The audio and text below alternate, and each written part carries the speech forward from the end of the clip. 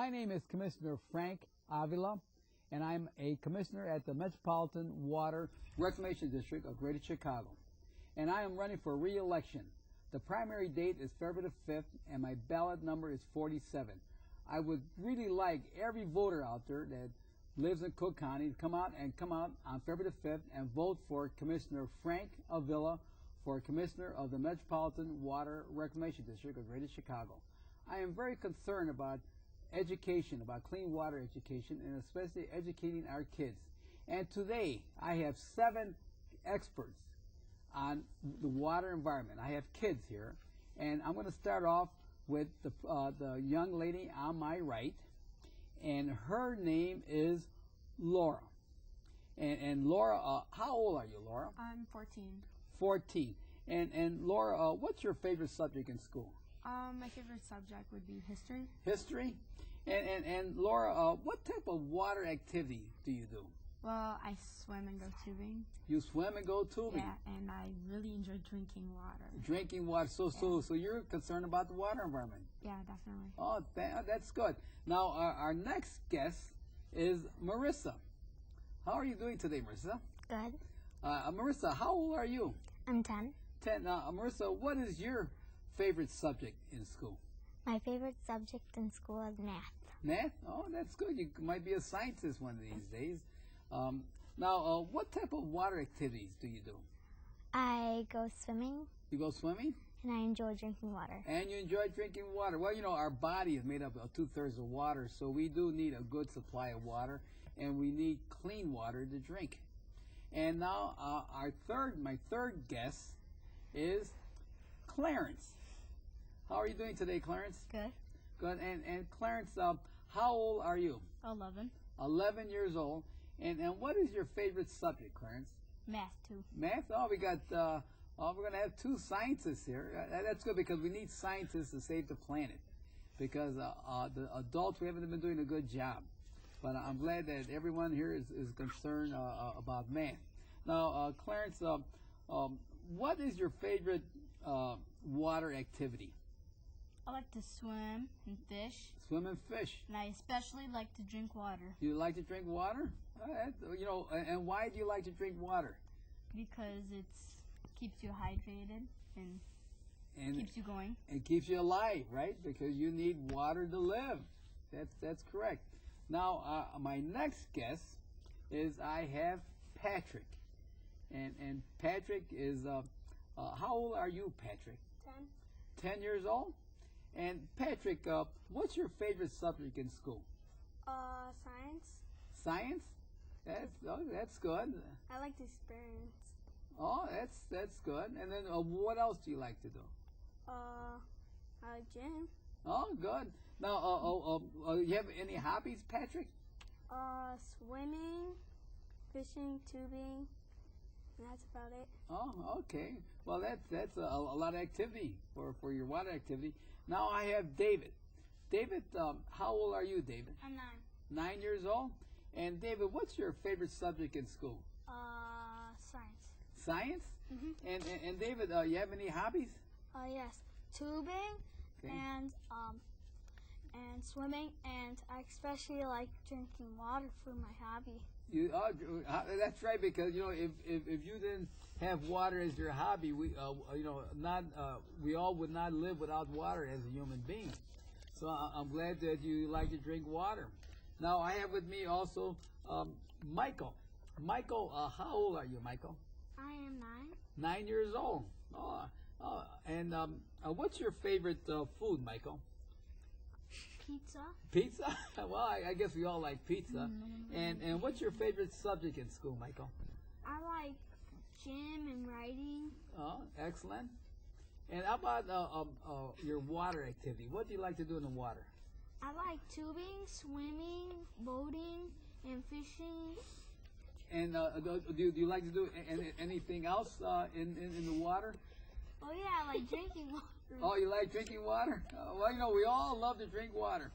And then Jack. Jack, how old are you? I'm 13 years old. 13 years old. And Jack, what's your favorite food? I like steak. Steak? Yeah. Oh my God, that's expensive. And then what's your favorite subject in school? I enjoy math. Math. And then for your hobbies, you have any hobbies? Yeah, I like to swim and fish, and I love to drink water.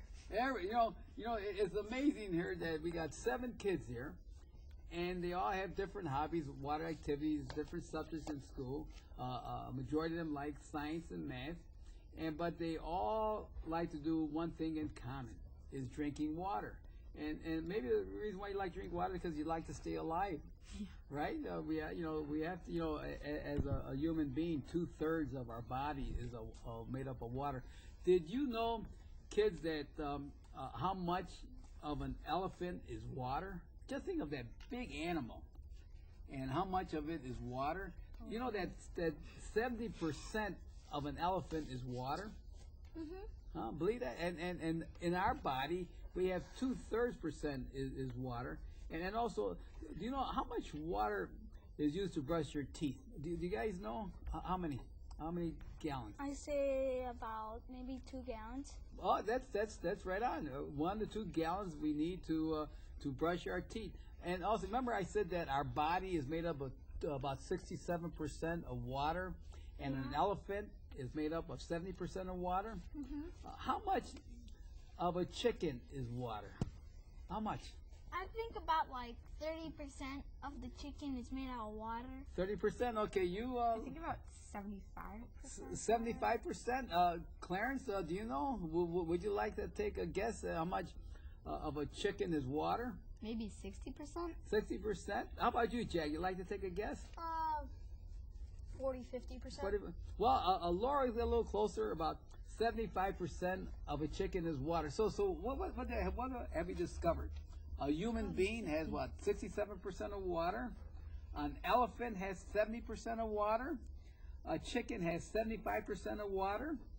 And so majority of the living creatures here on planet is a lot of water in us. So water is very precious. Now, Jack, do you have any questions to ask the kids about the water environment? Yes. What does the water cycle mean to our lives? What the kids? What does the water cycle mean to our life? Who can answer that? Okay, let's have Patrick answer that. Or Michael. We'll have Michael answer that. Go on, Michael. Yes. I'm David. Okay, David. David, are you? Okay, David. The water cycle, much like the oxygen or carbon dioxide cycle, is of critical importance to mankind. It's important to society, and all its individuals must be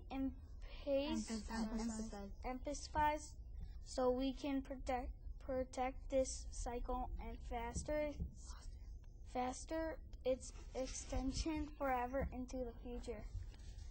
Well, you know what's great, because everyone helps each other here, and that's what's good, and that's why in education, and with the kids, is that the kids are learning to help each other in answering questions and answering the questions and asking the questions, and that's what education is all about. Because as an adult, we're going to have to depend on the kids to save the planet, to save the water environment. So, Michael, you want to read the next question? Sure. Can people affect the water cycle? Okay, Laura? Persons who disrupt the water cycle through pollution pose a threat to all human beings. Okay, do you understand what Laura said? Is that what? If we disrupt what? The water cycle? Yeah. Through pollution. Through pollution? By throwing stuff in the lake. Right, throwing stuff in the lake. Flushing pills down the Toilet. Right, and no, he's right, because if we dispose of pharmaceutical drugs down the toilet, it goes into our sewer treatment plant, and we don't treat pharmaceutical drugs. That's a question. That's a good answer. What are some of the other answers that we pollute? We pollute the ocean every day. I mean, from the oil spills and all the effects of natural disasters. Yes. So Everything has an effect on pollution. Extreme pH levels can also alter the water. pH? Yeah. Yes, you know, guys, that we have pH in ourselves too. Yeah. That we, as a human 7. being, Or what, 7, right? pH 7? Yeah. Yeah, because if we have too much, I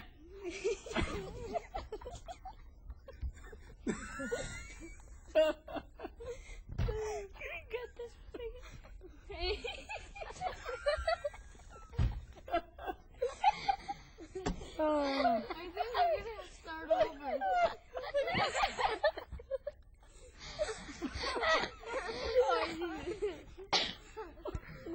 I think we're done with no, what we're doing right now is that we had a show on laughter, right? And sorry. and laughing and laughing does what? What does laughing do to our body? It creates perspiration, which adds to the water cycle.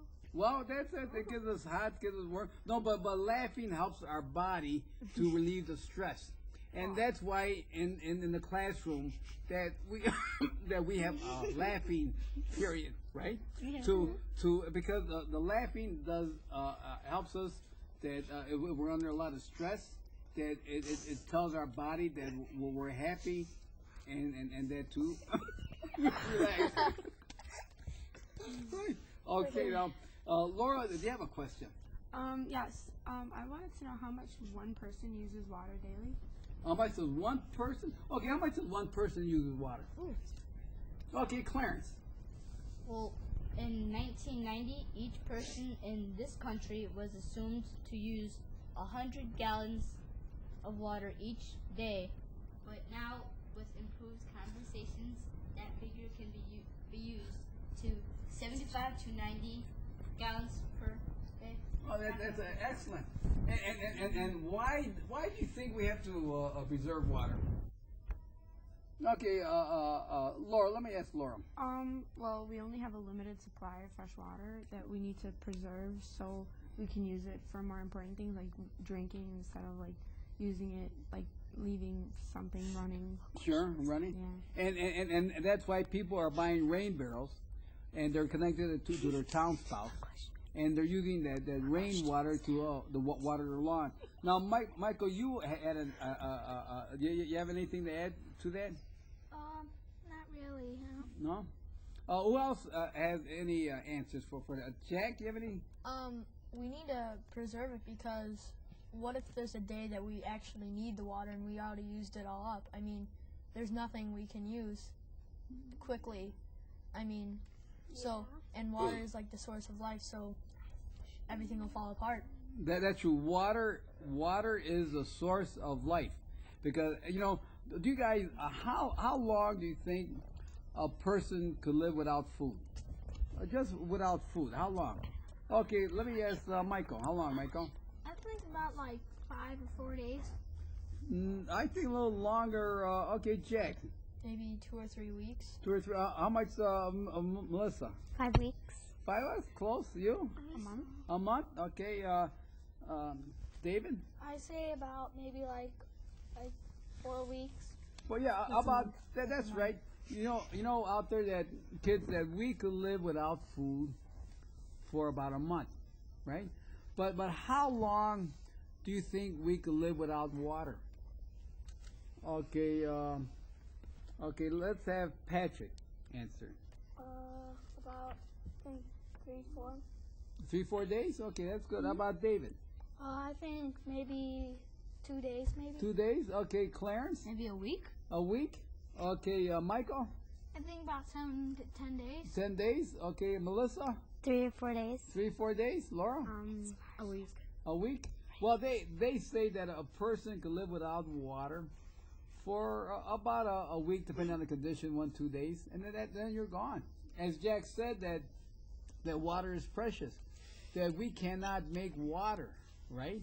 Because the water that we're using today, that 2,000 years ago, they were using that same water. Now, do you have another question? Okay, Melissa? What are major forms of earth found on the earth? What are major what? What are major forms of water found on earth? Okay, Laura, what are some of the major forms? Oceans and freshwater found in icebergs and glaciers, groundwater and surface water. Okay, that's correct. And who else? Does anyone else add to this question about David? Do you have anything? Oh yeah, I think like mostly oceans. Ocean?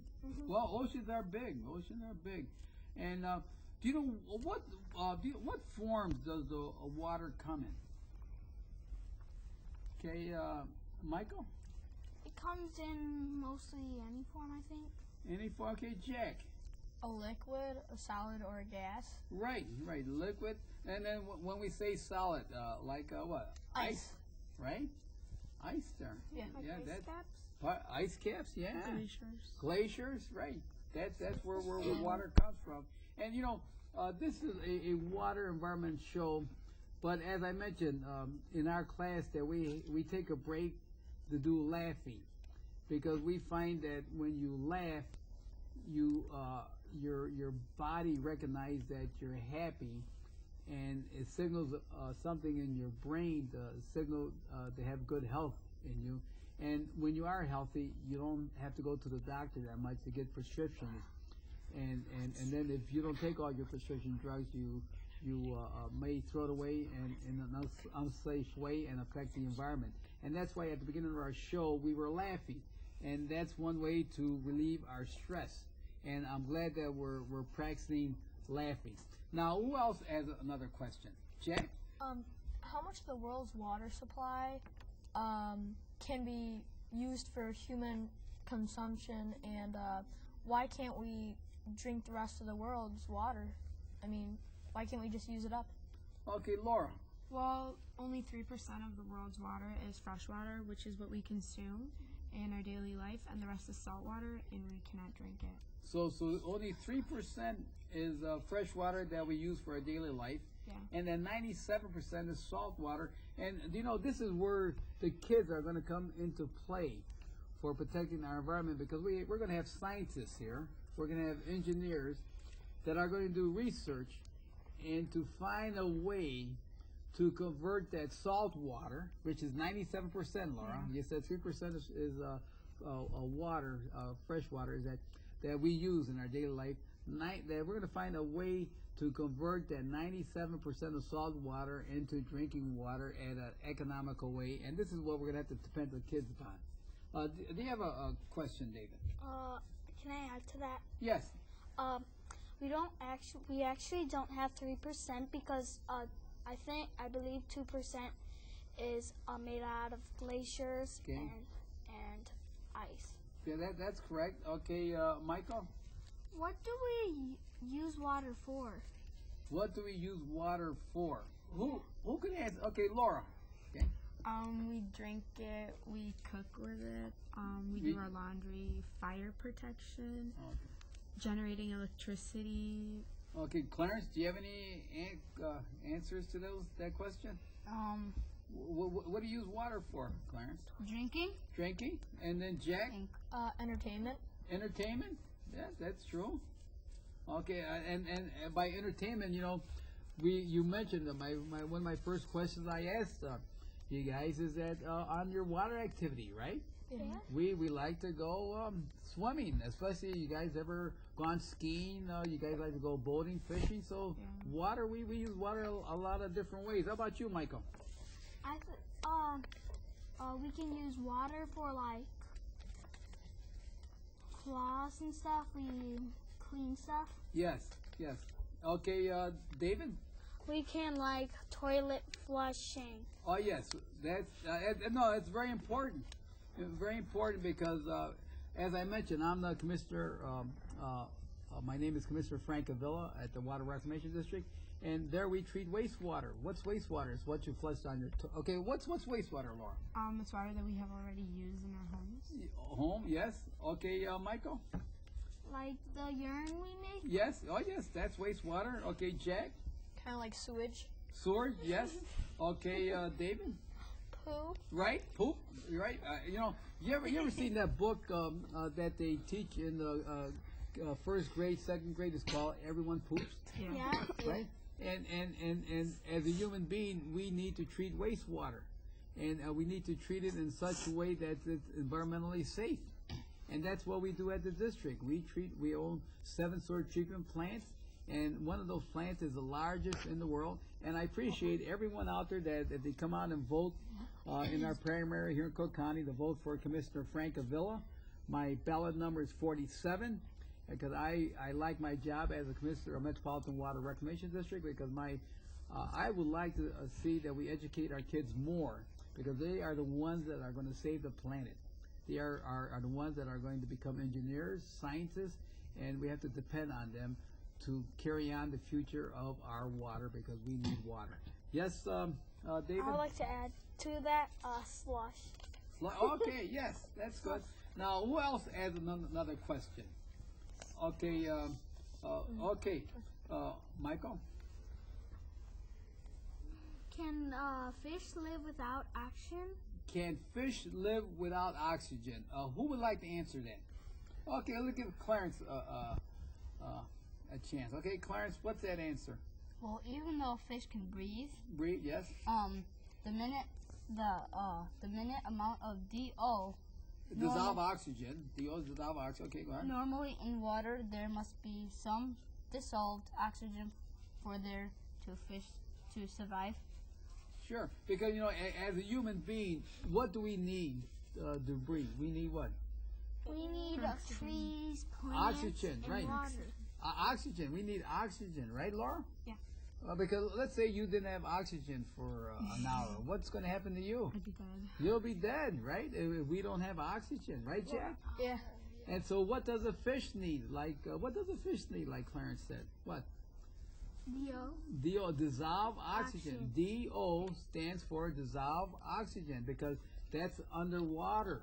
The aquatic, yes, Patrick? My sister told me there's like little bubbles in the water or something. Yes. And the fish breathes. Yes. Breathes. Or no, Yeah, the dissolve gills. oxygen. Yeah, as a human being, Laura, where do we breathe through? Our nose and to our lungs. And lungs and our mouth, right? And but how does a fish breathe? Through Huh? Okay, Jack.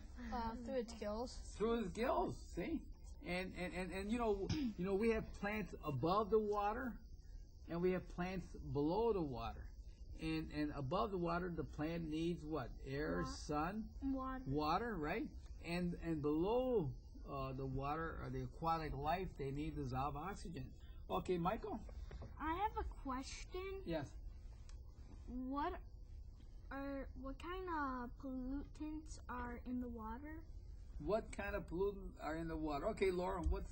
I think there's untreated organics, solids, extreme pH levels, Yeah. elevated temperatures, industrial waste, which contain excessive amounts of cyanide, and heavy metals and other toxins. Yes, that's... and we have to, what? Prevent that from coming in the water. Yeah. Right? Because why? Once they enter the water, it's polluted. Okay, Jack? It pollutes the water and we can't drink it. And we can't drink it, right? Michael? I have something to add to that. Sure. Some people, like when I'm in Wisconsin, I go in the lake and we found like shoes in the lake Yes. and like watches and old stuff from years and years ago. Yes. That could pollute our lake and kill fishes.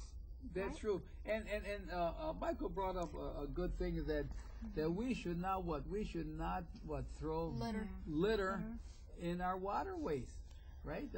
We should dispose of it properly. Now, who else has another question? Yeah, you have a question, Melissa? Yes. Why are several chemicals required to perform a dissolving oxygen test? Okay, who can answer that? Okay, Laura. Biomonitoring is a true test of the stream's ability to continue its life cycle even with the discharge from wastewater treatment plants. So, like polluted overflows and on-point pollution is shown up on biomonitoring. Yeah, do you know what non-point pollution means? Like useless. Huh? It's like it's on purpose. Non-point. You ever heard that word, non-point? No. No, it's a new word. You ever heard the word point source? Yes. You heard the word point source? What's point source? I think it's like the tip of your nail. No. Point source is that you could point to a pipe, and you could say that pipe is coming from a plant, and that plant is polluting our waterways. A point source, but a non-point source, a non-point, is that we don't know where it's coming from. And you have a lawn, right? Maybe sometimes your mother, your father might ask you to cut your lawn, or maybe put some fertilizer, or what does people do sometimes with their lawn? They put what? Pesticides, right? Yeah. And pesticides is considered a non-point source because the rain, it comes down, hits the lawn, and then it runs off into the curb, the ground, or into the curb, into our catch basin. That's non-point source. Now, who else has another question to ask? Jack? Why is biomonitoring important? Biomonitoring important. Okay, who could answer that? Clarence? Okay, Clarence. Why is biomonitoring important? Biomonitoring is a true test for the stream abilities to continue its life cycle even with the discharging from wastewater treatment plants, polluted overflows, non-point pollution. Well, that's good because we always have to have a true test of the streams, right? Because it's the ability, as Clarence said, to continue its life cycle. Even with the discharge from wastewater plants, pollutant overflow, non-point pollution. So we have to make sure that we have to take this test, so the ability of his life cycle. Do you know that when we treat wastewater here in Cook County, is that it goes down into the Gulf of Mexico? And I like to tell everyone out there that I have these kids, there's 7 of them, and they're learning about the water environment, and I want you to vote for Frank Avila on February the 5th. My ballot number is 47. Frank Avila, vote for Water Reclamation District of Greater Chicago. And I'm trying to have education with the kids to teach them about the water environment. Why do you think, again, I'm going to ask you this question, what do we need? Water. Yep. Right? And why, Laura? We need it for survival. Right. And who are you going to, if you could vote, who will you vote for? Frank Avila. Frank Avila. Commissioner If Frank I was Avila. old enough, I would vote for you. Thank you.